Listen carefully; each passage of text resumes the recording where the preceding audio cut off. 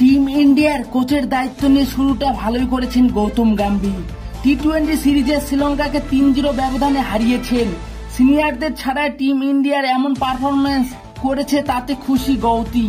টি-20 series শেষ হতে না হতে শুরু হতে চলেছে ভারত শ্রীলঙ্কায় একদিনের ওডিআই সিরিজ।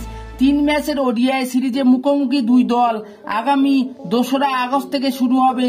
4 ও 7 আগস্ট শেষ দুটি ম্যাচ। ওডিআই সিরিজে আসল চ্যালেঞ্জ হতে চলেছে গৌতম গম্ভীরের সামনে। ওডিআই সিরিজে 6টি পরিবর্তন করা হয়েছে।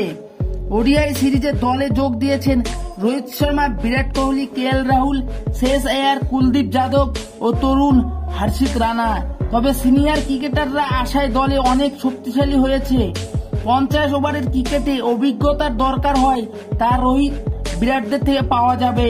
টি-20 সিরিজের পর ওডিআই সিরিজেও ভালো পারফরমেন্স করবে টিম ইন্ডিয়া।